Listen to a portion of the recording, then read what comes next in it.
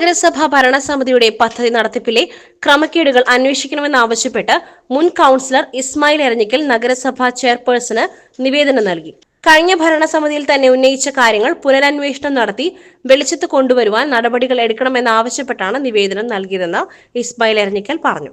കഴിഞ്ഞ ഭരണസമിതിയിൽ നടത്തിയ പദ്ധതികളിൽ മിക്ക പദ്ധതികളും കമ്മീഷന് വേണ്ടി സാമ്പത്തിക തട്ടിപ്പ് നടത്തിയെന്നുള്ള പരാതി ഉന്നയിച്ച ഒരു കൗൺസിലറാണ് കഴിഞ്ഞ ഭരണസമിതിയിൽ. അതിൻ്റെ അടിസ്ഥാനത്തിൽ പോലീസ് വിജിലൻസിനും ഏജൻസികൾക്കും ഞാൻ പരാതികൾ കൊടുത്തതാണ്. അതിൽ പ്രധാനപ്പെട്ട ഒന്ന് തന്നെയാണ് ചൂരക്കുളം നവീകരണത്തിൻ്റെ പേരിൽ വമ്പിച്ച സാമ്പത്തിക തട്ടിപ്പെടുത്തിയത്. രണ്ടാമത്തെ കാര്യമാണ് കുറ്റിക്കുരുമുളക് പദ്ധതിയിൽ കൊടുക്കുന്നത്. മൂന്നാമത്തെ ബയോപിന്. അങ്ങനെ 20ഓളം പദ്ധതികളിൽ നടന്ന കോടിക്കണക്കിന് രൂപയുടെ സാമ്പത്തിക തട്ടിപ്പ് ഞാൻ വിജിലൻസിന് പരാതി കൊടുത്തിരുന്നു, ഏജൻസികൾക്ക് പരാതി കൊടുത്തിരുന്നു. പക്ഷേ ഒരു നടപടിയും ഉണ്ടായിട്ടില്ല. ആ അഴിമതികളുടെ കെട്ടുകൾ ഇപ്പോൾ അവിടെ കിടക്കുക.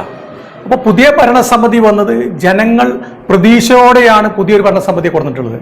അതിൽ ജനങ്ങൾക്കനുസൃതമായി ജനങ്ങൾക്ക് താല്പര്യമുള്ള ഒരു ചെയർപേഴ്സണാണ് പത്മിനി ഗോപിനാഥ്. ഒരു അഴിമതിക്കും കൂട്ടുനിൽക്കാത്ത ജനങ്ങൾക്ക് വേണ്ടി പ്രവർത്തിക്കുന്ന ഒരു ജനകീയ ചെയർപേഴ്സണിന് മുമ്പാകെയാണ് ഞാൻ മുൻ കൊടുത്ത പരാതികളുടെ കെട്ടുകളും അതൊരു പുനരന്വേഷണം നടത്തി ഈ പദ്ധതികളിൽ നടന്ന അഴിമതികളെ തികച്ചും കണ്ടെത്തിക്കൊണ്ട് ജനങ്ങളുടെ മുമ്പാകെ അവതരിപ്പിക്കുന്നതിന് വേണ്ടിയാണ് ഞാൻ ഈ പരാതി കൈമാറിയിട്ടുള്ളത്. Gold pure gold. Group Nilambur.